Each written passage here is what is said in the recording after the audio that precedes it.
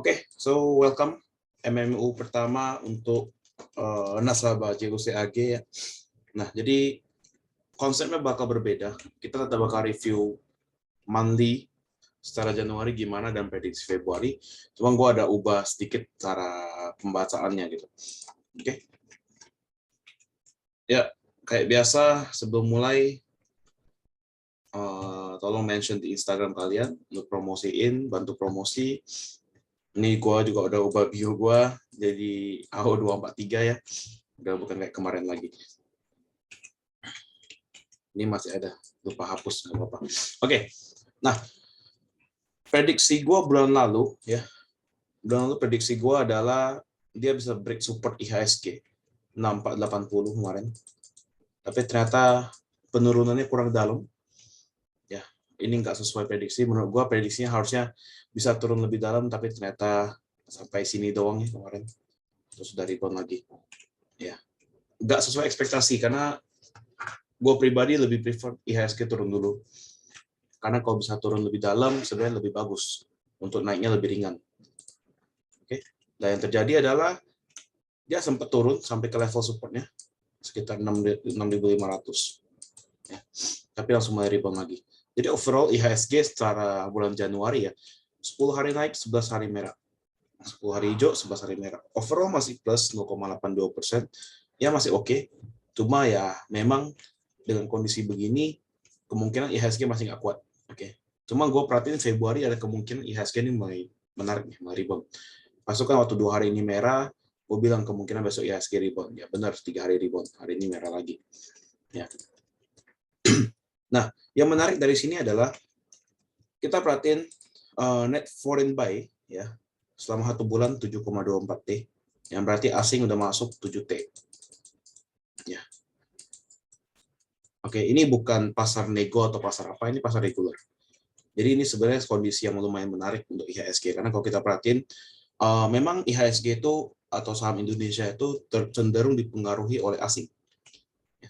Jadi kalau asing beli, ya ada chances untuk naik. Nah, ketika kita melihat 1 bulan ini, bahwa asing udah mulai belanja 7T, ya ini sebenarnya menarik. Ada kemungkinan Februari bisa lanjut naik. Oke. Nah, dari AQ45 sendiri, kalau kita perhatiin top 10 ya, yang naik, TPIA di tabel dari waktu gue masih di best topic dari 7 ribuan sampai sekarang masih naik terus. Selamat ya, masih hold, sebulan udah naik 21%. Medco juga menarik ya, Medco juga menarik, bahkan sampai sekarang juga masih, menurut gue kalau masuk sekarang masih oke sebenarnya. Mika ini mau gue masukin tabel tapi cenderung agak lambat geraknya dan sering naik terus kempes tiba-tiba, jadi gue skip. Cuma Mika memang ada diperhatiin bahwa healthcare lumayan menarik ya, rumah sakit. ITMG, BBNI, nah BBNI ini juga baru break, ya ini baru break. Cuma ya kita perhatiin dulu, apakah Februari ini, nanti kita bahas, apakah Februari ini bisa menarik untuk bank-bank besar atau tidak. PTBA masih oke, Mandiri juga di tabel, UNTR ini masih nanggung, mau masuk tabel, nggak masuk tabel. Cuma ya biasa, ini kemungkinan, UNTR kan kalau di sektor ya, kalau di sektor, dia bukan cuma batu bara. Dia masuknya kan di industrial. Ya, jadi ini lumayan menarik sebenarnya. Nanti kita bahas habis ini apa aja yang menarik untuk bulan Februari. Cepin juga masih di tabel sama Excel. Excel kan karena ada berita akuisisi ya. Oke. Sedangkan top losers Antam minus 25%. Nah, Antam ini salah satu saham yang kita layak pantau buat Februari. Karena secara sektor oke, bukan oke sih, maksudnya udah mulai membaik, dan Antam juga udah ke support. Jadi ini menarik Antam. Jasa Marga masih skip dulu gua untuk konstruksi. Akra juga belum, ntar aja. Bukalapak hari ini memang ada rebound 7%, cuma jangan buru-buru FOMO. Gua masih ngarapin sih buka ke level 200-an. Semoga terjadi. Baru kita masuk sana, kita rebound. BSDE ini salah satu yang perlu dipantau juga, Prop. Karena menurut gue Prop udah terlalu murah, nanti kita review. MTKA juga, kalau misalnya dia bisa melakukan sebuah penurunan lagi, ya, ya ini menarik untuk lihat reboundnya. Hardware, nah salah satu sektor yang lumayan mulai rebound, cyclical, jadi boleh dipantau juga. Tower infrastruktur belum, Wika infrastruktur belum, PTPP juga infrastruktur. Ini 1, 2, 3, jasa marga ini biasa bareng. Oke. Nah, corporate action yang penting ada 5 yang lumayan menarik. MSIN, RUPSLB kemungkinan akan membahas mengenai isu mereka. Adaro ini belum jelas apa, Bank juga belum jelas apa, Buka juga kemungkinan yang kemarin sama BPHI ya, pembahasannya gimana. Nah, ASIP ini yang lumayan menarik. ASIP ada isu. Nah, di mana isu ini kalian bakal, kalau kalian ikut, kalian tebus RI-nya, kalian bakal dapat W. Berarti akan ada yang namanya ASIP strip W2. Nah, biasanya yang ada waran gini, waktu muncul warannya bisa kenceng. Biasanya gitu. Jadi ini lumayan menarik ASIP. Ya, boleh kalian pantau. Nanti mungkin gue call atau gue kasih support resistannya berapa. Untuk entry ASIP tuh bisa di berapa. Ini lumayan menarik. Oke, sisanya Februari nggak gitu banyak aktivitas. Karena kan kebanyakan lagi pada siapin untuk laporan keuangan ya. Laporan keuangan tahunan kuartal 4. Sama paling ada pembahasan, mungkin bakal banyak RUPST, pembahasan dividen. Oke, infrastruktur, ini gue sengaja breakdown dari November sampai Desember sampai Januari. Ini udah turun terus selama 3 bulan. Oke, jadi infrastruktur isinya apa aja ya, saham-saham seperti Waskita, Wika, kalau di tower-tower ada Telkom, Tebik, ada Telco juga seperti ISAT. Nah, ini yang menarik. Nah, kalau dari infrastruktur sendiri menurut gue yang paling menarik untuk dipantau adalah Waskita. Gue sempat ke Waskita juga ya, karena gue rasa Waskita untuk level di 500 itu udah murah ya. Terus ada support kuat juga di 550. Ini boleh dipantau untuk Waskita. Oke. Cyclical sideways bolak-balik aja. Tapi perhatiin dari akhir Januari ya, akhir Januari ini mulai rebound. Ini mulai rebound. Oke, saham-saham seperti MAPI kalau kalian perhatiin ketahan banget sebenarnya. Ya, S Hardware itu juga mulai menarik. Era sebenarnya oke, cuma ya memang agak berat untuk era naik itu, agak kayak ada batunya di atas gitu kalau dinaikin. LPPF juga menarik. Oke. Nah, non cyclical selama dari bulan November ya, akhir November dia mulai turun terus. Hari ini CPO rebound ya di non cyclical. Tapi memang non cyclical isinya nggak cuma CPO, ada seperti Unilever juga. Sedangkan Unilever kan masih turun. Nah, ini pantau aja di CPO-nya. CPO yang gue selalu bilang, ini udah murah, ini udah murah, ini udah murah. LSIP, DSNG. Nah, ya udah saham-saham itu hold aja dulu. Untuk sementara. CPO-nya masih oke. Kita ngarepin mulai bulan Februari mulai naik lagi. Harusnya bisa di awal tahun. Nah, biasa CPO tuh kalau misalnya CPO naik, mungkin ada salah satu sektor lain yang menjadi favorit kita, nanti kita bahas. Nah, industrial juga 3 bulan ini turun terus, tapi memang industrial kan biasa terpengaruhi banyak oleh ASI, Astra International. Nah, ASI juga kalau kita perhatiin udah sideways cukup lama, ini juga harusnya bulan Februari mulai bisa ada pergerakan. ASI, ada UNTR juga, sama ada MLPL. Tapi MLPL kalau menurut gue sih ntar aja lah, boleh di skip. Yang bisa kita perhatiin adalah ASI dan UNTR. Oke. Nah, sedangkan di basic industry ya, ini sideways lumayan lama, cenderung lama sideways-nya. Nah, tapi ini baru di break resistennya. Jadi sebenarnya ini sektor juga kita bisa lihat teknikal ya. Ini ada IHNS.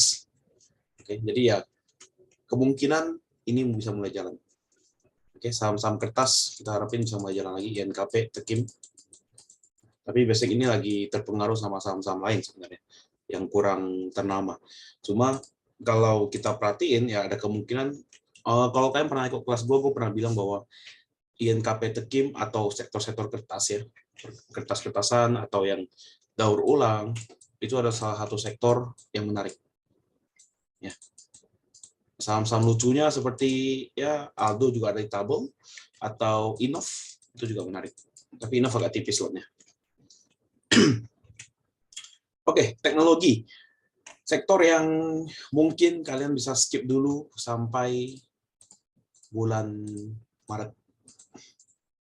Ya, skip dulu. Kalau mau ambil yang agak gede. Contoh kayak MTech, kalian masih boleh itu baru rebound. Tapi kalau buka, saran gue di skip dulu. DMMX tuh juga masih oke. Sisanya kayak buka, jangan dulu. Terutama kita kan belum pasti nih. Goto kapan IPO. Itu yang belum pasti. Jadi kalau Goto IPO ya saran gue sih hati-hati dulu. Karena Goto kalau IPO, chances untuk dia naik agak kecil. To be honest gitu. Ya. Tekno juga terpengaruh sama US market. Jadi kalau US market kalian perhatiin saham-saham teknologinya juga pada turun. Oke. Terus juga ini kan berpengaruh sama kondisi market di US sekarang. US ada inflasi, suku bunga juga mau naik. Jadi bisa saham-saham teknologi yang terpengaruh paling gede. Jadi sabar dulu, saham-saham seperti teknologi ya entar aja. Nah, finance ini sektor yang kemarin lumayan membantu IHSG bisa naik. Ini karena kalau kemarin finance-nya nggak naik, kemungkinan IHSG drop-nya mungkin parah sebenarnya. Nah, finance cuma hati-hati, gue sih melihat finance sudah sektor yang mulai melemah gitu, mulai melemah dibanding yang lain. Jadi ya kemungkinan Februari kalau prediksi gue adalah IHSG naik, kemungkinan nggak didorong oleh finance, tapi didorong oleh sektor-sektor lain. Healthcare ini yang selalu menarik dari akhir tahun, dari awal tahun, gue udah selalu ngomong healthcare salah satu yang kalian harus punya. Ya, ini masih uptrend juga kalau kalian perhatiin. Nah, hari ini gue ada call Same sebagai rumah sakit. Ya, Mika tadi juga masih oke. Farmasi KLBF lambat tapi masih oke banget sebenarnya. Nah, terus kalau misalnya farmasi seperti KF Inaf ya mungkin agak entar dulu deh. Ya, KF Inaf entar dulu. Nah, sekarang ada satu rumah sakit yang menurut gue lumayan menarik juga, walaupun nggak gitu nggak gitu ngaruh sama COVID ya, BMHS. Ini menurut gue kalau kalian bisa dapat di bawah 800, silakan entry. Lumayan menarik. Oke. Transportasi ya saham favorit kita, Temas. Inilah yang ngedorong semuanya naik. Oke. Harusnya masih bisa naik. Harusnya Februari ya 2000 plus kelewat lah. Bahkan menurut gua sih minggu ini mungkin 2000 bisa lewat. Jadi yang masih punya jangan buru-buru TP. Gue cuma bakal TP Temas kalau trennya udah patah. Jadi udah kan sekarang hijau terus tuh, ya kan? Kalau dia udah mulai merah, udah mulai break support, bikin new low, gue baru TP. Kalau enggak, ya gue bakal hold dulu. Yang mana tuh sampai 3000 kan lumayan. Beggar kan, sampai 3000. Oke. Energi. Nah, energi ini udah lumayan kenceng ya. Bahkan dari September, Oktober, November, sampai sekarang masih kenceng. Nah, ini yang harus diperhatiin. Energi kemarin kan ini didorong sama coal. Ya kan? Nah, sekarang mulai masuk ke gas. Gas mulai oke juga. Coal juga masih ya di sana-sana aja. Nah, hati-hati kalau misalnya CPO mulai naik, ya, chances energi mulai koreksi ada. Oke. Jadi overall sekarang jagain supportnya saham-saham batubara Indi, PTBA, Adaro, dan kawan-kawannya jagain supportnya. Kalau misalnya memang di break support, mending cabut dulu. Karena menurut gue ini rally-nya udah cukup panjang, udah 3 bulan, 4 bulan. Ya mungkin ada waktunya istirahat juga. Biasa saham-saham call itu saham-saham call itu biasa rally sampai bulan Februari, sampai awal tahun. Nah, ntar ketika udah ada pergantian musim, dari musim dingin menjadi musim lain, ya itu biasa mulai turun. Oke. Nah, jadi overall secara sektoral ada 4 tipe. Pertama underperform, 2 improving, 3 outperform, 4 weakening. Nah, bedanya apa? Underperform adalah sektor-sektor yang turunnya udah lumayan dalam. Jadi udah nggak sesuai harganya. Jadi contoh kayak kita lihat BSDE, CTRA, menurut gue itu udah terlalu murah untuk properti seukuran mereka. Oke, jadi itu adalah saham-saham yang secara sektornya underperform. Nah, balik lagi, apakah berarti semua properti turun? Enggak. Properti ini kan, sektor ini kan didorong oleh saham-saham yang gede. Kayak kita perhatiin Trin. Trin juga properti, tapi Trin kan juga pergerakannya naik. Oke, nah, tapi secara overall sektoral, saham-saham yang properti gede, BSD dan kawan-kawannya, BSD, SMRA, itu udah cenderung underperform. Oke, nah karena mereka underperform, ini layak dipantau. Kalau memang udah dari reversal, udah mulai rebound, jangan takut untuk buy. Oke. Nah, jadi cara perhatiannya gimana? Kalau dia underperform, buy. Cicil.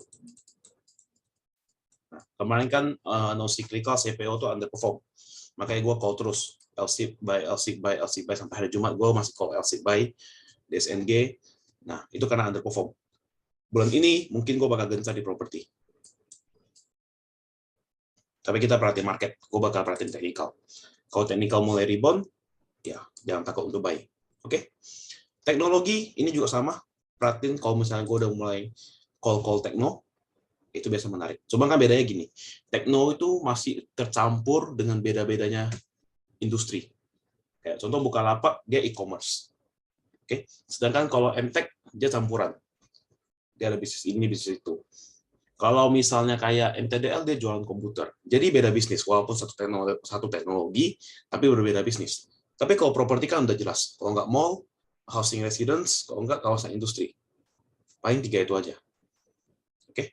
Nah, improving adalah sektor yang dia dari outperform, dia menjadi improve. Dia berubah menjadi mulai rebound. Contohnya, kalau kita perhatiin dia harusnya begini lagi turun. Nah, kalau improving, dia udah mulai rebound, udah mulai naik. Oke. Nah, improving saham-saham yang kalau misalnya dia udah mulai break resist, kalian udah harus buy. Buy if break resist. Ini yang harus kalian perhatiin. Cyclical, MAPI, ERA, dan kawan-kawannya udah cukup, harusnya udah mulai bisa rebound. Infrastruktur juga. Nah, infrastruktur, kayak gue ngomong tadi, Waskita. Oke. Karena Waskita penurunnya kemarin paling dalam dibandingkan PTPP dan kawan-kawan. Sedangkan Waskita ya memang perusahaan BUMN, kalau dia mau tiba-tiba bangkrut sih agak berat. Karena kan ada pemerintah gitu. Oke. Basic juga udah mulai murah, udah mulai rebound. Non cyclical ini pasti dari CPO, jelas.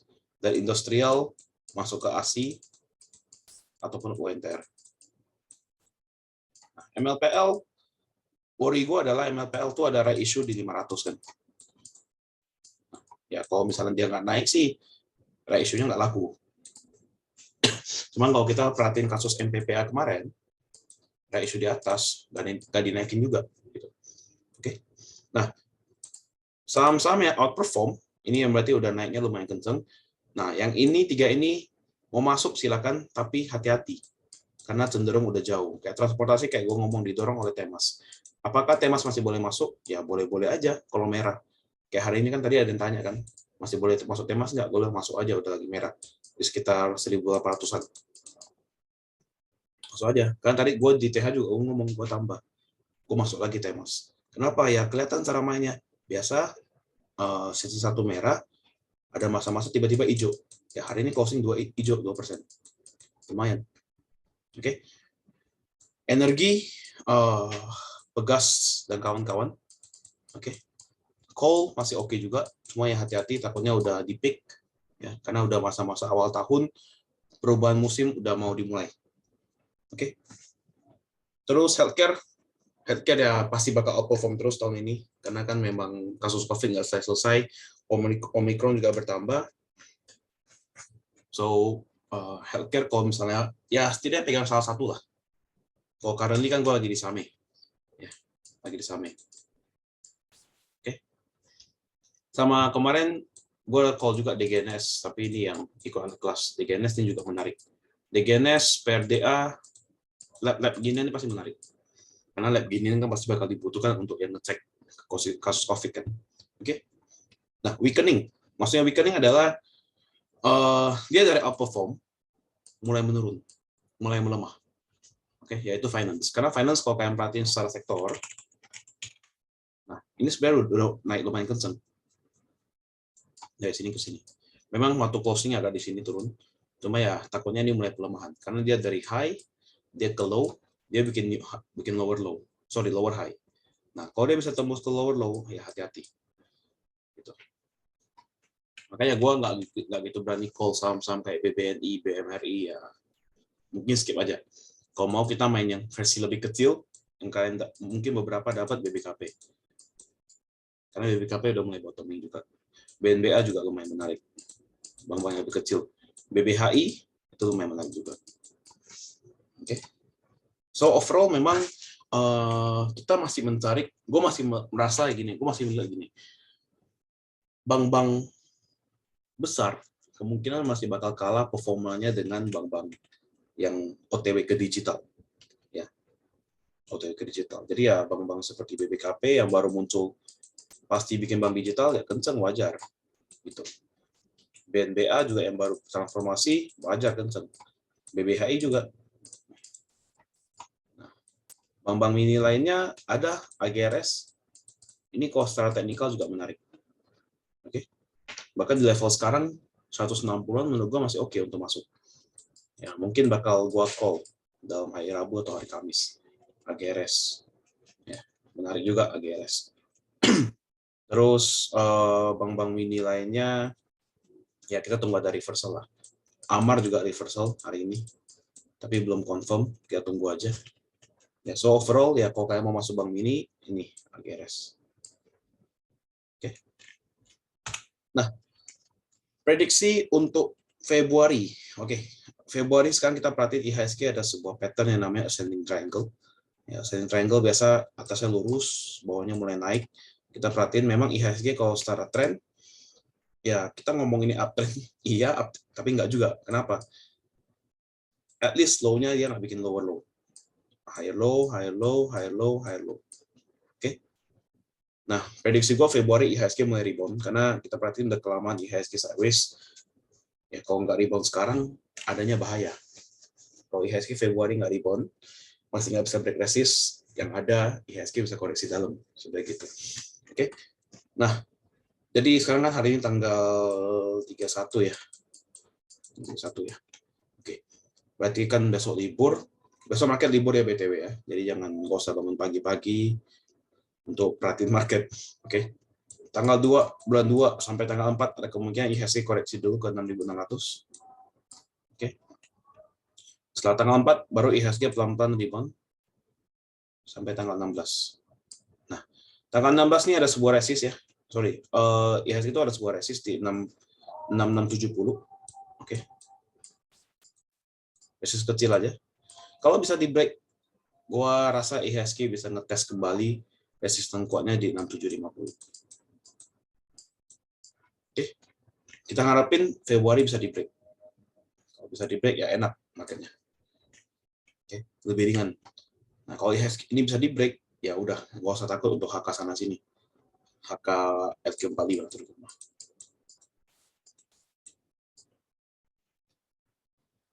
Oke. Yuk, ada yang mau nanya sampai sini sebelum kita masuk ke materi?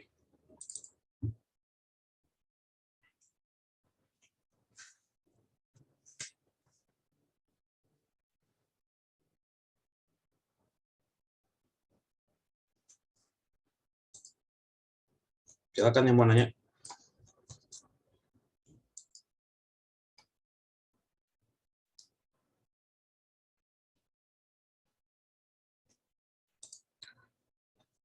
Betap gimana? Oke. Bentar, gue buka dulu, gue punya trading view.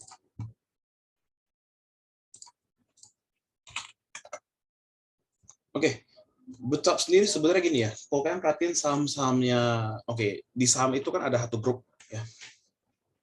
Saham itu ada grup. Jadi ada grup Bakri, ada grup HT, Haritano Wijaya, ada grup TP Ramat, ada grup siapa lagi Lipo dan kawan-kawan ya.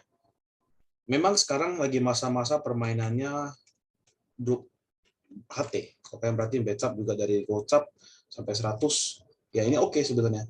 Cuma balik lagi, perhatiin waktu masa-masa bulan ini, 6 bulan nih, ya bisa naik kenceng juga sama, dari 100 naik ke 250, tapi sekali dibanting ARB sadis. Oke. Nah, kalau gue pribadi, gue nggak bakal entry di sekarang Betap. Dan gue lebih tepatnya gue nggak akan berani. Kenapa? Ya bisa jadi gue masuk di pucuk, dia kalau mau ARB ini silakan sadis. Oke. Nah, cuman kalau kalian memang mau titip sendal, mau ngetes, ya silakan masuk nggak apa-apa. Cuma kalau menurut gua porsinya porsi wajar. Oke. masuk dengan porsi wajar, jangan masuk dengan porsi berlebihan. Karena ini kalau nyangkut ya kan bisa bisa bisa dibawa tidur lama nih becak sebenarnya. Oke, terutama kalau memang kalau grupnya HT kalau main agak kasar. Ya, jadi hati-hati. Mau masuk silakan, nggak masalah. Ini masih technical juga masih bagus, cuma hati-hati, porsinya kecil. Kalau gue pribadi gue mending masuk ke ini, B-hit. Untuk semua grup MNC ya, yang dengan level sekarang ya, gue prefer masuk ke B-hit. Kenapa ke B-hit? Karena kalau kalian perhatiin sih grup B-hit, dari grup MNC, B-hit yang belum jalan. Terus juga baru break assistant, 58. Kalau gue rasa sih bisa dicopet sampai ke sini paling 66. Masih bisa. Ya.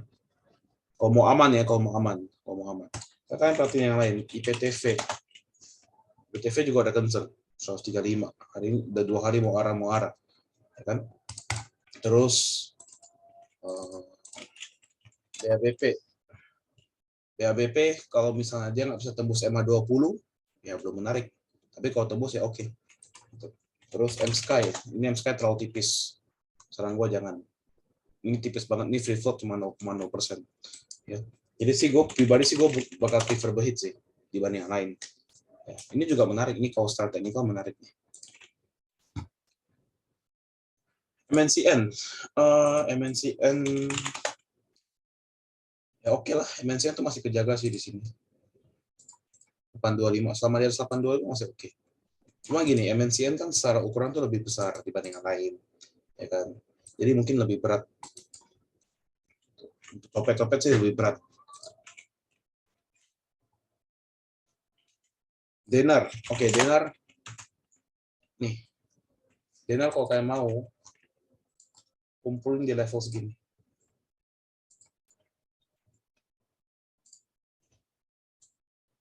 Nih, kumpulin di sini. 258 sampai 280. Kumpulin aja. Ini kalau memang mau gerak, bisa kenceng. Oke. Jangan tinggi-tinggi, jangan HK di atas, kalau mau HK di bawah. Antri di bawah, itu aja. Oke, Carway gimana? Carway sempat dicopet berapa kali, cuma gue perhatiin hari ini banyak, ini volumenya lumayan gede hari ini. Oke. Lumayan gede ya. Jadi kalau kalian mau silakan, gue sih pribadi masih hold. Yang tadi gue call terakhir ya, gue pribadi masih hold. Gue bakal lihat hari Rabu gimana, apakah rebound atau enggak. Kalau Rabu memang gak rebound, gue bakal sell, nggak apa-apa. Karena kan selagi kalau kalian perhatiin ya, main ginian jangan dengan porsi gede. Ya. Kalau misalnya biasa kalian HK saham dengan contohnya 50 juta, masuk ke sini ya mungkin 10 juta aja, atau bahkan 5 juta. Jangan gede-gedean. Karena kalau kalian gede, ya kalau nyangkut sakit. Terus kedua, kalau kalian gede, kayak HK gede, ada yang lihat, badannya ada lihat, ya hati-hati juga gitu jadi ya. Nah, jadi kalau Carway kita tunggu hari Rabu, nanti gue bakal call, karena gue yang call ini, jadi kalau misalnya gue CL, gue bakal kasih tau kalian. Oke, so far sih ini break downtrend, ini menarik ya. Kita harapin sih bisa gini.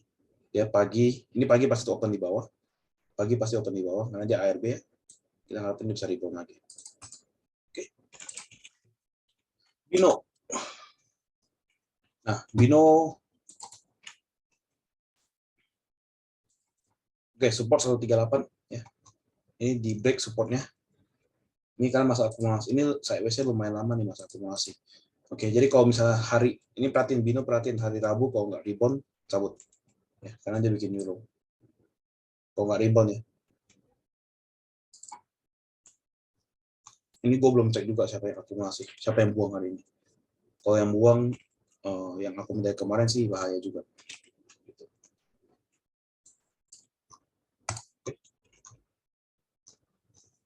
Dan juga ingat kalau misalnya IHSG berhasil naik, berhasil break resistant, udah mainan kita nggak usah main lucu-lucu lagi.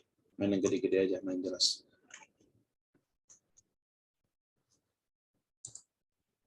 Oke. Yuk, ada lagi yang mau nanya?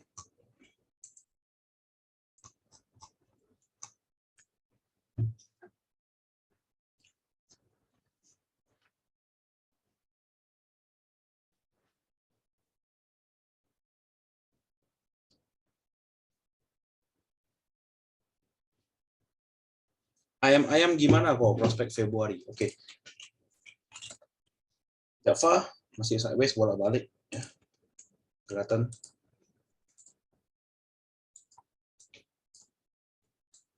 Oke. Nah, kalau kita mulai prospek Februari gimana, kita perhatiin dulu. Oke. Di Stockbit ini kan kita bisa perhatiin seasonality. Jadi kita perhatiin biasa pergerakan saham-saham ayam itu gimana bulan Februari. 10 tahun terakhir.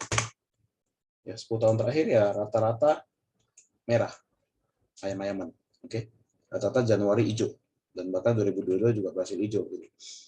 Jadi ya kemungkinan bisa turun ayam-ayaman. Oke. Belum menarik. Cuma ayam-ayaman kita harus lihat lagi sama harga jagung. Kenapa harga jagung? Karena kan kalau ayam-ayaman kita kasih makan jagung kan. Nah, berarti dengan harga jagung yang naik, itu berarti membuat cost atau membuat beban dari perusahaan ayam gede. Kita lihat US corn. Nah, overall harga jagung naik. Jadi ya kemungkinan ini bakal jadi beban yang besar buat saham-saham ayam. Itu. Oke. Jadi ya mungkin ayam-ayaman untuk Februari skip dulu, tapi balik lagi ke teknikal. Ini kayak tepin kayak gini ya, gue bakal pindahin tabel ke kanan.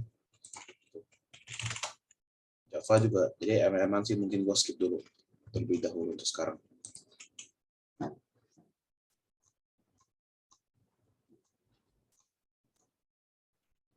Oke. Jadi kalau saham-saham yang sebenarnya setiap saham itu bakal bergantung sama komoditasnya. Bakal kalian perhatiin ini orang makan apa, ini perusahaannya bebannya di mana, dan segala macamnya. Oke, yuk kita lanjut ya. Screening dengan trading view. Oke, ini sebenarnya simple aja screening trading view ini. Nah, screening dengan trading view ini sebenarnya simple. Tergantung kalian tujuannya mau apa. Nah, kalau gue pribadi, gue bakal biasa screening berdasarkan teknikal. Mungkin ada beberapa yang mau screening untuk perusahaan yang diinvest, beberapa screening berdasarkan teknikal. Nah, teknikal juga kalian tergantung. Kalian mau screening dengan cara apa? Misalnya, oke, ini gue buka itu ya, buka trading view-nya yang free ya. Ini gue pakai akun lain. Namanya Impossible Hope, Innocent Hope.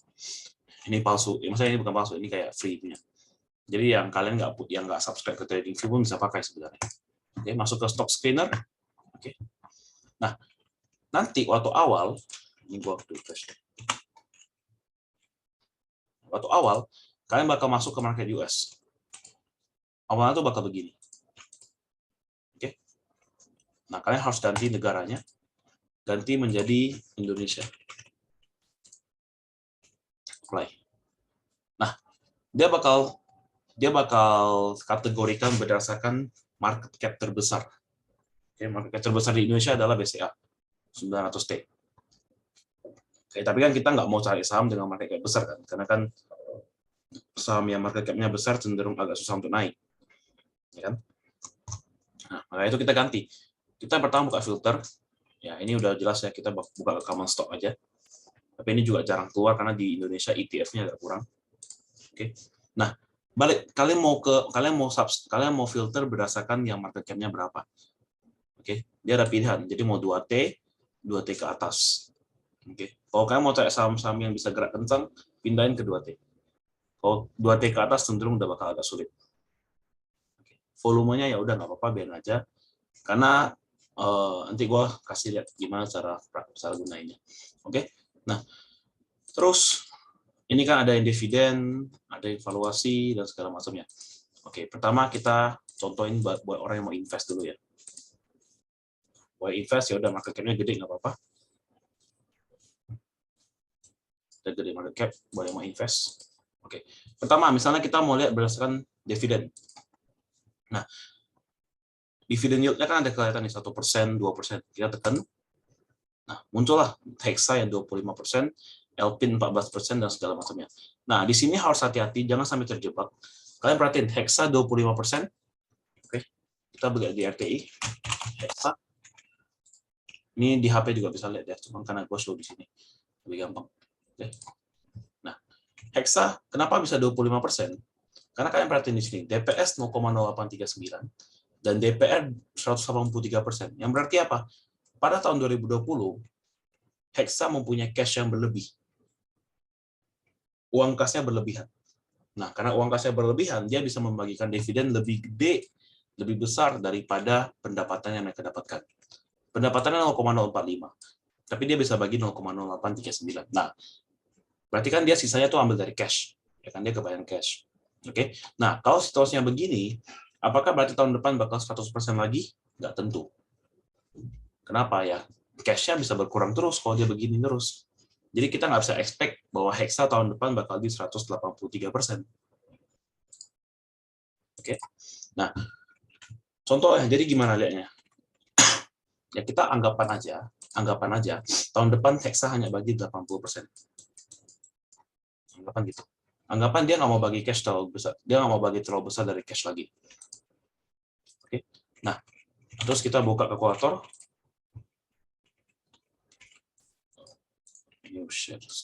Oke, kita buka kalkulator.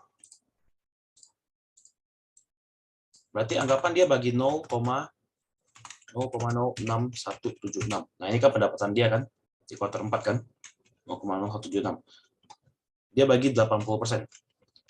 Oke, berarti kan sekitar 0 kali 80%. Berarti 0,0494. Ya.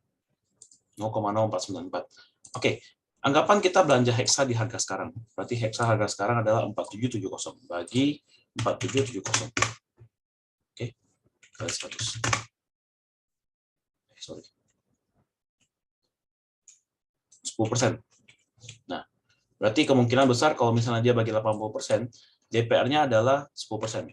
Atau dividen yield-nya adalah 10%. Nggak lagi 25% seperti tahun lalu.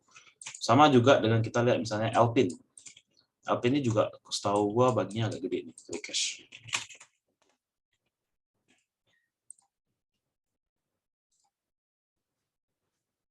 Oh ya, dalam USD ya, dalam USD. Betul. Ini juga USD-nya, ini Hexa ya. Tadi berapa? 0,048 kan, kalau nggak salah ya. Kali 14.500 bagi 4770. 14% berarti, sorry. Yield-nya 14%. 706 rupiah. Apa nih?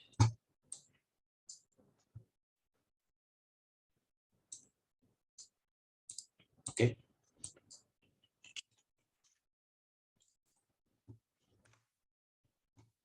Nah, kalau Alpine juga sama. Tahun lalu bagi 731%, tahun ini ya kemungkinan besar nggak mungkin segitu ya. Ini kan dia bagi gede banget dari cash.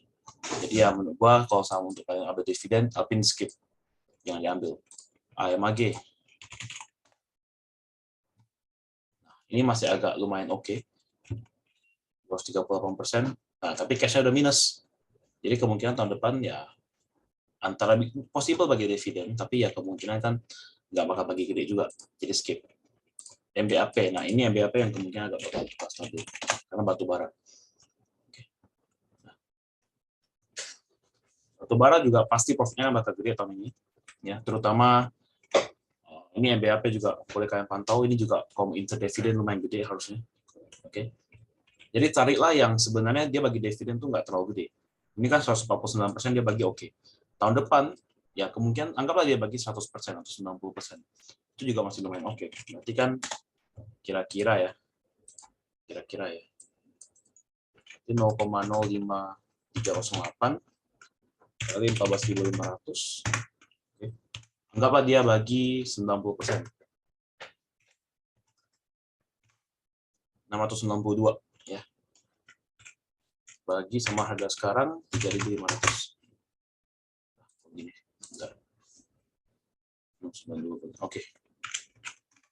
Berarti kan 19% dividen yield-nya. Ya ini menarik. Nah, jadi semua kalau kalian filter begini ya kelihatan dividen mana yang gede-gede aja. Cuman lebih saran gue sih lebih cari yang konsisten. Contoh kayak POWR. POWR ini juga konsisten, lumayan konsisten bagi dividen. Cuma gerakan sahamnya agak lambat. Gitu aja. Jadi ya kalian nggak bisa ngarepin dari itu. Ini POWR sebenarnya untuk dividen invest lumayan oke. Dia bagi dividen lumayan gede. POWR. Ya. Arna.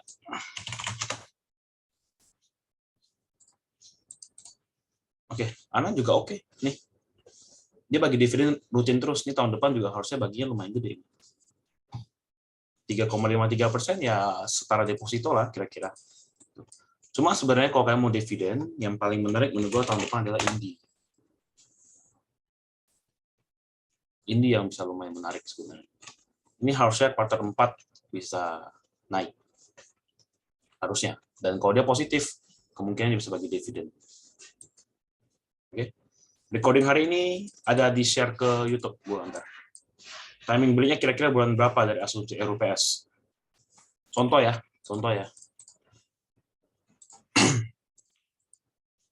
Biasa 1-2 bulan sebelum masa-masa dividen dia bakal gerak. Biasanya. Contoh, MPMX. Nah, MPMX ini terkenal dengan saham yang selalu bagi dividen gede. Oke. Biasa MPMX itu bagi bulan Juni. Biasanya. Nah, jadi gue pribadi bakal masuk sekitar mungkin bulan April atau bulan Maret.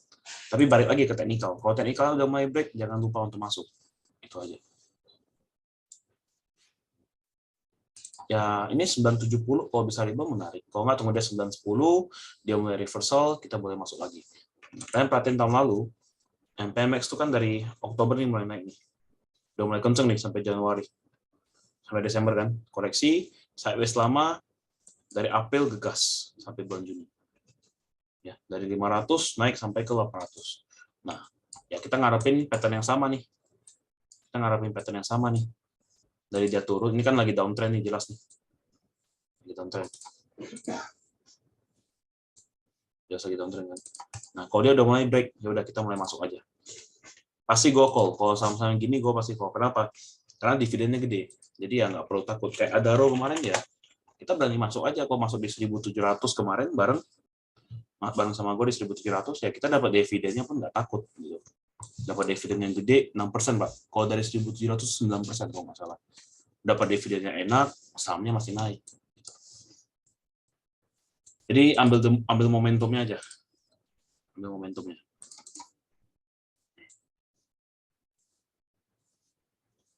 Jadi tapi yang gue bakal pantau sih ya paling dari sini paling MBAP yang lumayan menarik, MPMX. Demas agak kecil sekarang soalnya bisnisnya kurang berjalan lancar. POWR untuk dividen oke, cuma biasa POWR walaupun bagi dividen dia punya pergerakan harga nggak naik biasanya gitu. MSP juga lagi berat sekarang. EPMT juga lumayan menarik, cuma agak tipis kalian mau masuk susah. TPMA sebenarnya oke, cuma ya kebanyakan disebut di luar, jadi males gua. Di luar terlalu banyak sebut. Oke. ADMF ya biasa aja, sisanya ya belum kemana-mana.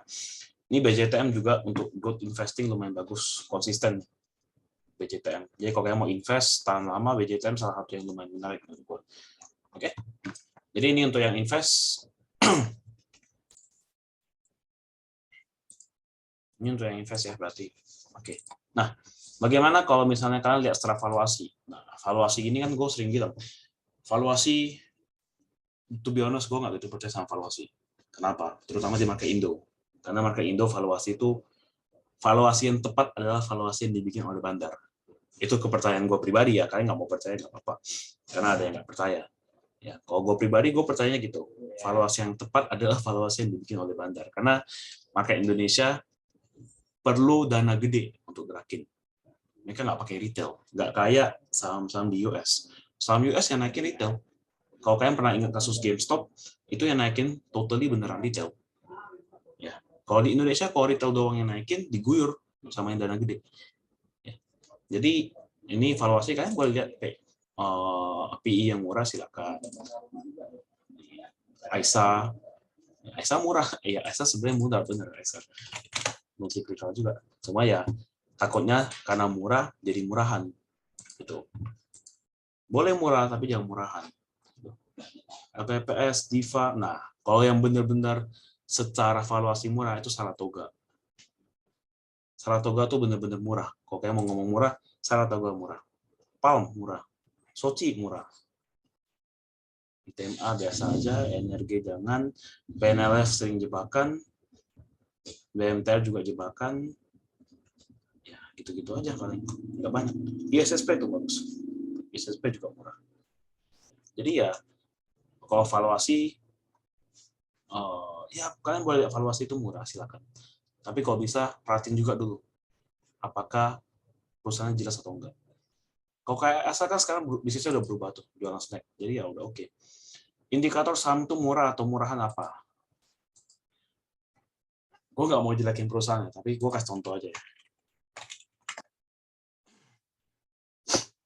Ini perusahaan, valuasi lihat, PBV 0,4. Jadi seorang value investor bakal berpikir bahwa, wah murah nih, PBV di bawah PBV 0,4 nih, murah nih. Oke, PER-nya cuma 5, murah nih. Tapi satu hal yang nggak diperhatiin kalian adalah, yang nggak diperhatiin orang-orang adalah, ini PNBN nggak pernah bagi dividen. Logikanya gini, ketika sebuah perusahaan bagi dividen, tujuannya apa? Untuk memuaskan investor, ya kan? Kedua, kalau dia nggak bagi dividen, uangnya bakal dipakai buat apa? Buat ekspansi perusahaan. Betul kan? Nah, kalau setiap tahun sebuah perusahaan nggak bagi dividen, berarti kan uangnya semua menuju ke perusahaan untuk ekspansi. Ya kan? Nah, ketika untuk ekspansi, harusnya pendapatannya mulai naik. Naiknya juga lumayan signifikan. Tapi ini kan nggak terjadi gitu. Memang ada kenaikan, tapi nggak stabil. Gitu.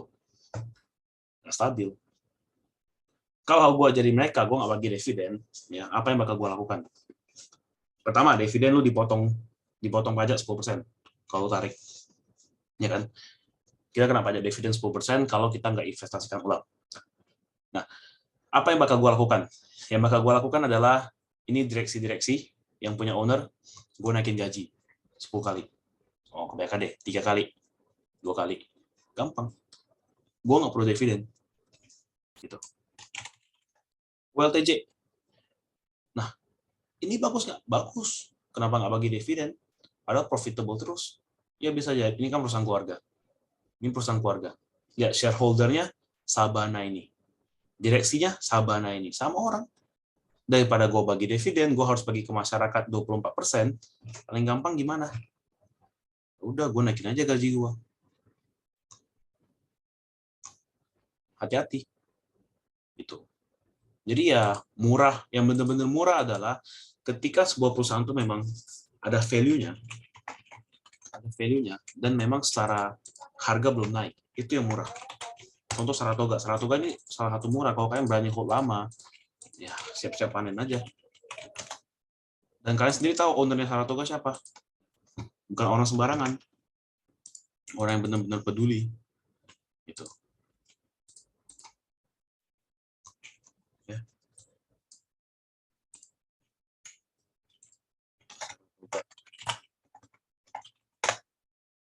Nah, profitable nih perusahaan. PBV murah, PER murah lagi. Mau investasi Saratoga gimana? Silahkan. Cuma permasalahannya apa? Dividennya nggak gitu gede. Dividennya nggak gitu gede. Itu aja. Cuma sisanya, kalau berani jangka panjang, mau cari apresiasi harga, ini oke. Investmentnya bukan sembarangan. Dari perusahaan Saratoga, investkan. Kalian cari aja di website-nya. SRTG website. Nah, cari aja perusahaan yang mereka invest, yang mana sih yang nggak bagus.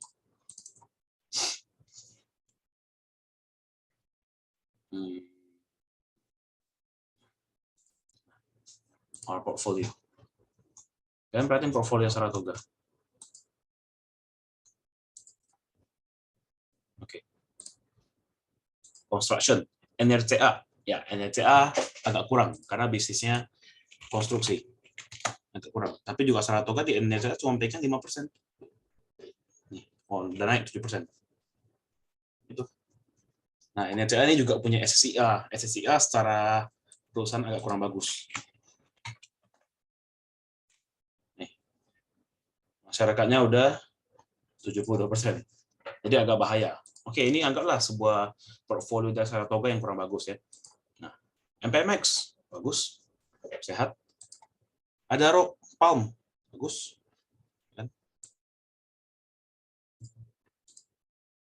Prima Raya ini nggak TBK, AGI bagus. Logistiknya juga TBK, MDKA bagus. Ini baru nih Suryani. Sisanya ya gini-gini aja. Cuma ya intinya adalah nih tebik. Intinya adalah perusahaan-perusahaan mereka pegang bagus, bukan perusahaan-perusahaan abal-abal. Jadi itulah yang murah. Soci bisnisnya berjalan. Angkut minyak Pertamina. So ya oke, kayak PNLF-nya hati-hati. Gitu. Oke. Nah, kalau misalnya kalian mau lihat secara teknikal, kalian tekan ini, osilator. Nah, kalian bisa pilih nih. Ini di bagian sini ya. Kalian bisa pilih kalian mau pakai indikator apa aja. Contoh, kalau gue pribadi, biasa gue selalu pakai MA. Karena menurut gue, moving average itu dasar dari segala dasar. Oke. Simple moving average 20. Oke. Terus gue bakal pilih biasa MACD. Oke. Nah, biasa gue pakai dua ini cukup. Karena menurut gue yang lain tuh ya cuma ekstra tambahan aja. Nah, kalau mau cari yang lebih bagus, kalian cari yang misalnya bentar ya.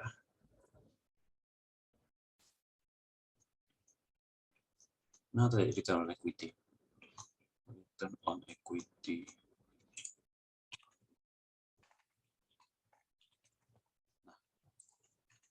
Kenapa pakai return on equity? Karena perusahaan yang sehat, ROI-nya di atas 15 itu bagus. Jadi ini kalau misalnya kalian mau cari saham-saham yang bagus, sehat, tapi ada sinyal buy juga.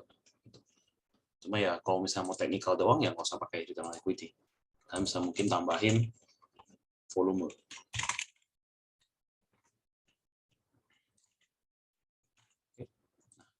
Kenapa volume?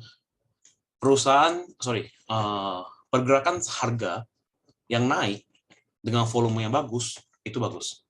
Tapi kalau volumenya kecil, harganya naik, itu hati-hati. Oke. Nah, muncul SMA.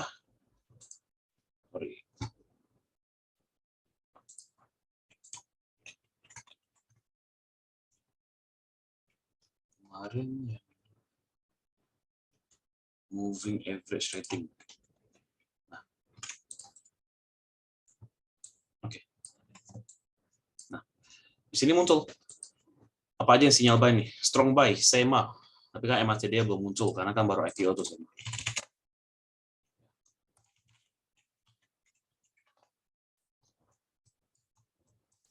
SEMA ini lumayan menarik sih untuk perusahaan IPO. Cuma ya udah kita cari yang benar-benar dulu. Depo. Kenapa gue berani call Depo hari ini? Simple. Dia break MA20, dia kemarin sideways sudah lama, terus di sini di break juga resistant. Kan gue ada call Depo ya di channel hari ini ya, kalau yang perhatiin ya. Dia ada resistant di sini.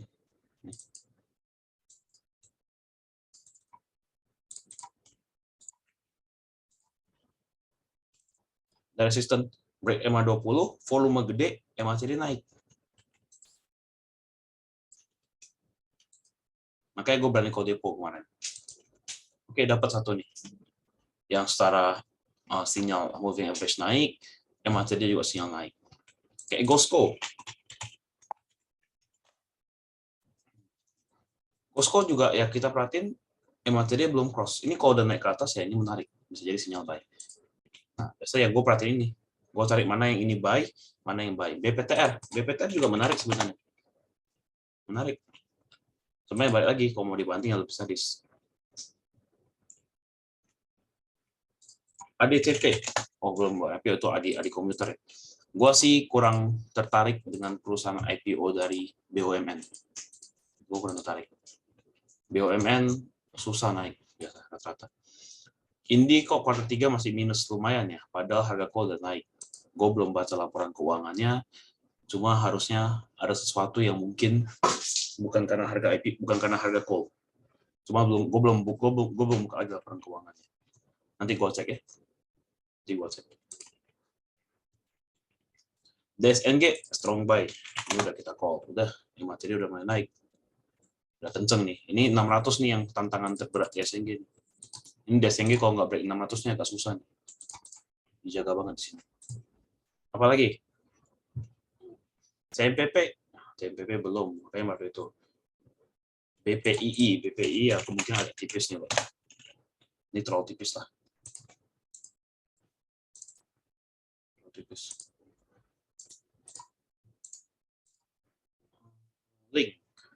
Link jangan, gua karena itu sell news. CMNP. Ini menarik. Sebenarnya menarik. Cuma kan ini lagi crossing ke bawah, artinya sideways, ya kan? Nah, cuman kalau kalian cari, dia SMA 20, ini ada sebuah resisten di sini.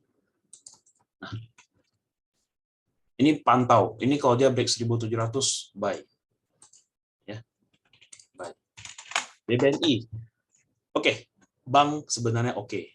Cuma kayak gue bilang, finance kemungkinan weakening atau melemah. Jadi gue pribadi sih masih belum sama di big banks. BBNI ya mungkin bisa ke 7.100, kalian boleh collect. Cuma untuk collect sekarang sih gue prefer nanti dulu. Gue nggak mau buru-buru untuk di big banks. Oke.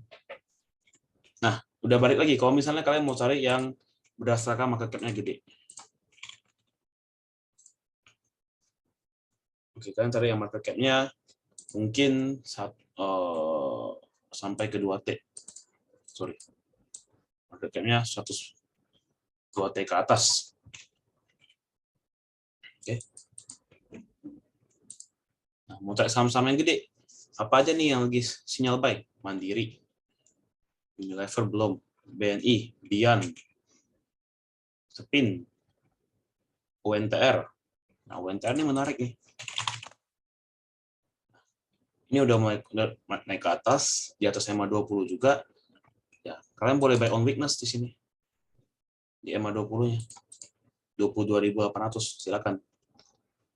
Kira-kira IHSG break R bakalan dari sektor apa yang dorong? Soalnya biasanya kan dibantu finance, tapi lagi weakening. Energi juga tinggi banget.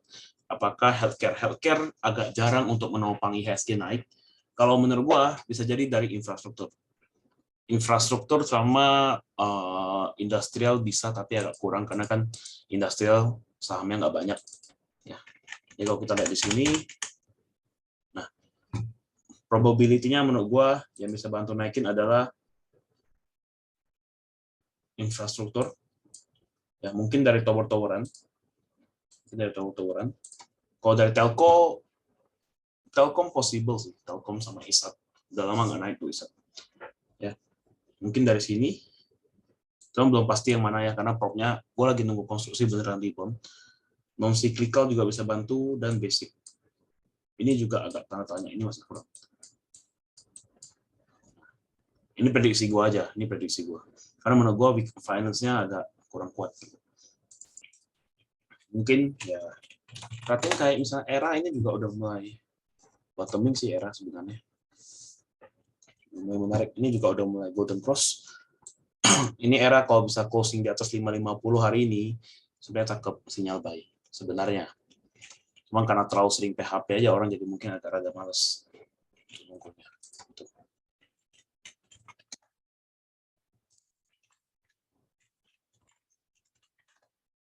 Unilever juga lagi turun dulu, belum lah. MSP, BP, ini juga bisa jadi faktor, salah satu faktor.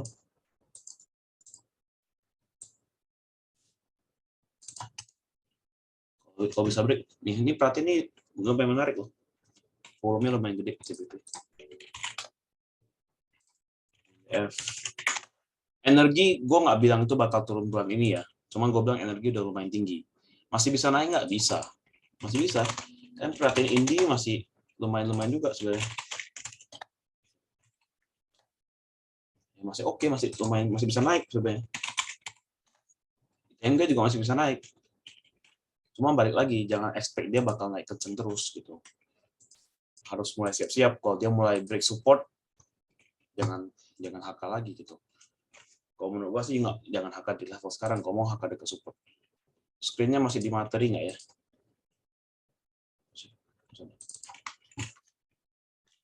Oh,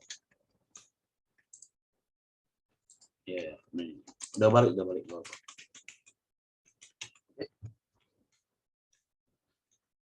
Nah, jadi kalau kalian mau screening, pertama cek dulu market cap-nya. Karena ini berpengaruh sama saham yang kalian mau pilih.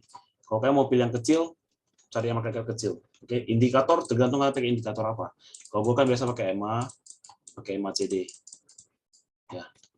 Stokastik jarang. baru cek teknikalnya. Nah, kalau misalnya teknikalnya jelek, tapi screeningnya menunjukkan sesuatu, ya jangan dipaksa. Jangan dipaksa. Contoh nih, WNTR, tadi gue bilang oke kan WNTR. SMMA ini terlalu tipis, nggak usah. Oke. Confirm buy ketika rating itu buy. Oke, rating itu strong buy, MACD juga B, ada B-nya. Itu oke. Tapi ketika salah satunya cuma B atau S, itu spekulasi. Contoh, kayak mana yang B sama S? Kayak Breeze deh. Nah, Breeze. Ini strong sell EMA-nya, tapi MACD buy. Kenapa bisa gitu? Karena terlalu jauh, dalamnya terlalu dalam. MA20 levelnya agak jauh. Tapi kalau gue pribadi, gue melihat Breeze ini menarik sebenarnya. Kenapa? Dia akhirnya bisa golden cross. Karena golden cross ini salah satu indikator, MACD salah satu indikator yang kasih sinyal agak lambat. Tapi kalau udah kasih sinyal biasa lumayan bagus. Kalau pengen perhatiin juga Breeze ini udah mulai bikin uptrend sebenarnya. Cuma memang ada sebuah resisten di sini. Ini level resistennya. Kalau bisa di break 1560 cakep. Cuman kalau gue pribadi, kalau kayak mau masuk ke Breeze, menurut gue ini masih oke. Gitu. 1495 bukannya jauh-jauh banget. Makanya hari ini gue ada call agro. Karena sama juga, agro udah mulai golden cross. Sedangkan kalau kalian lihat dari support, ini kecil ya supportnya. 1250. Potensi dia rebound lebih gede daripada dia turun. Anggapan dia minus. Kalian CL di sini. Minus 4%. Tapi potensi dia untuk rebound sampai ke MA20-nya itu udah 10%. Itu kenapa gue call agro hari ini. Karena masuk ke screener, gue lihat MACD dia udah mulai naik. Nah, MA20 kan kejauhan. Gimana kalau misalnya kalian mau lebih cepat? Nah, ini MA20 yang kalian ganti.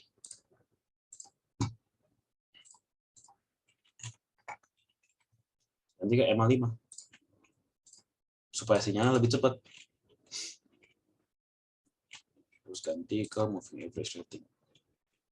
Nah, tarik yang setara MA5 lebih cepat, kayak contohnya ANJT. Ini menarik. Untuk lucu-lucuan ya. Lucu-lucuan, ini menarik. Atau cari yang market cap-nya agak gede deh.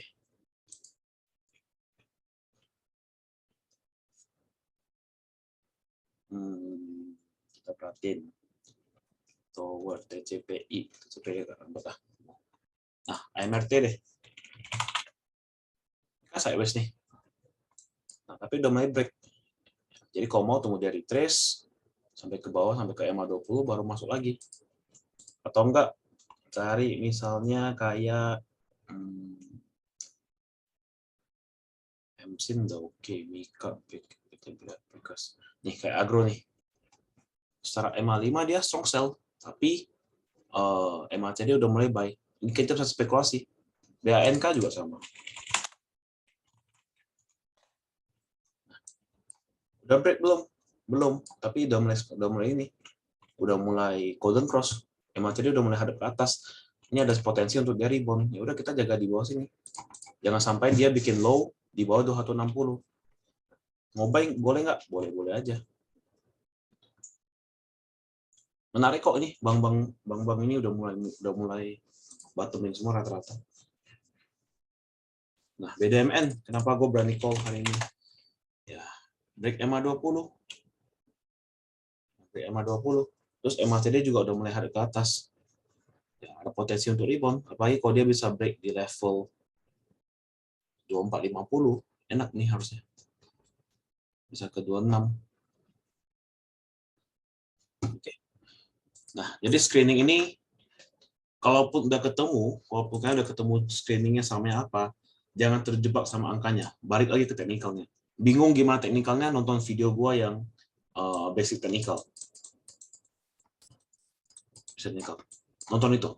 Jadi udah ketemu sahamnya apa, cek basic technical. Kalau MA-nya gimana, MACD-nya gimana, stokastiknya gimana, baru digabungin. Oke, kalau misalnya masuk secara teknikal, menarik, baru entry. Bikin trading plan-nya. Atau nggak tanya gue di grup, ini gimana? Kalau menarik, gue bakal bilang menarik.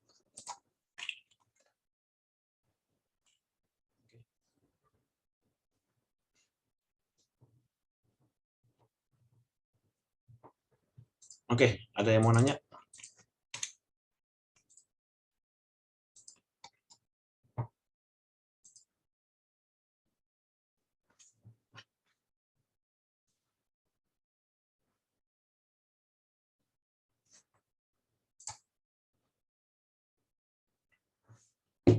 Tebik bakalan double bottom lagi ya? Inter di dekat 2750 kali ya.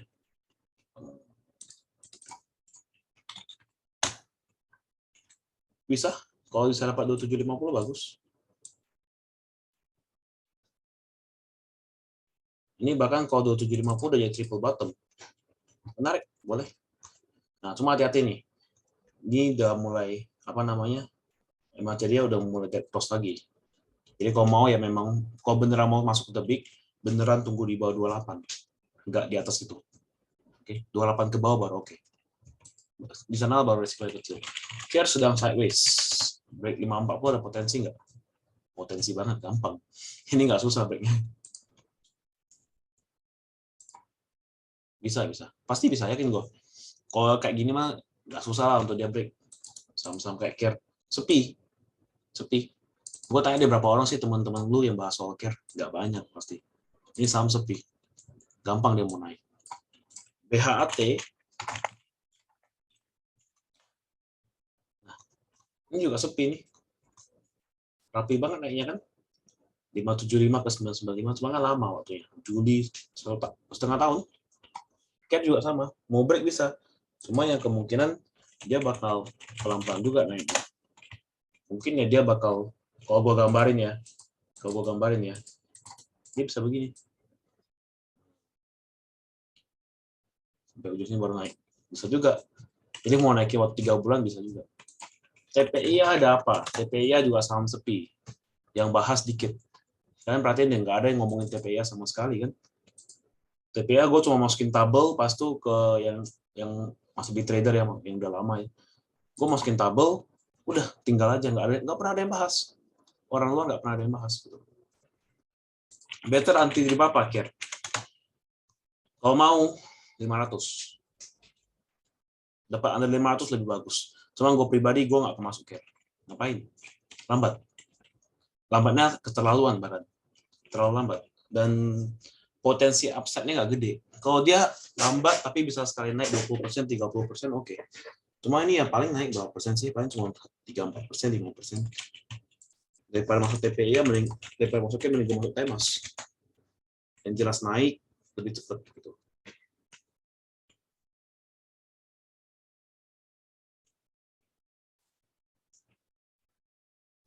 Sayang kalau masuk ke Care. Misalnya gini, Care tuh kelihatannya sampai po dari pergerakannya ya. Dari pergerakannya sampai po.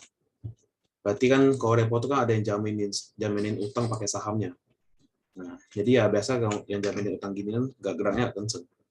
Gue sih pribadi ya ngapain gue tunggu-tunggu gini lama. Care dari 100, ini kan IPO Jelusnya nih, gue pernah dapat gratis nih. Dia dari 100 untuk mencapai ke 500 saja, itu butuh waktu ya hampir 2 tahun. Kelamaan. Gitu. Dan nggak semua kan pegang banyak. Jarang ada yang pegang Care. Biasanya pegang Care itu yang dapat gratis doang. Gitu. Oke. Nah, bulan depan kalau kalian mau request kelas apa ya info aja. Jadi kan ada request kan teknikal untuk saham-saham yang scalping kenceng boleh, nggak masalah. Oke. Mau bahas bandar-bandar juga masih oke. Bandar-bandar menarik. Bino. Bino masih oke loh. Bino yang tadi ada naik gua Bino kan. Bino masih oke. Yang nyangkut di atas nggak jualan. Masih oke, masih akun deh. Ami Broker. Agak berat. Karena gue pribadi gue nggak suka pakai Ami Broker. Tampilannya terlalu tua menurut gue. Oke, ini paling gampang. Cuma ya udah, kalau misalnya butuh request itu ya silakan. Ini yang menarik sebenarnya. Ini kayaknya gue bakal call sekali lagi. Ini menarik. Host kita ini menarik banget. Menarik banget. Support 550 nggak jauh. Menarik. Kan juga menarik. 1725.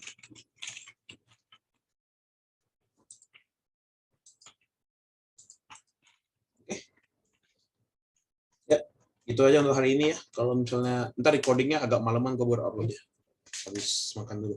Antam Face Inco, prefer mana? Untuk bisnis sebenarnya Inco. Untuk bisnis. Ya, untuk bisnis sebenarnya Inco. Daripada Antam gue prefer Inco secara bisnis. Cuma ya kalau secara teknikal Antam lebih dekat dengan support dibandingkan Inco. Kalau kita lihat supportnya Inco, ya Inco udah break support, jadi ya gue agak kurang demen. Sedangkan kalau kalian lihat Antam tuh beneran dekat support, potensi double bottom kan di sini kan, kalau kalian perhatiin.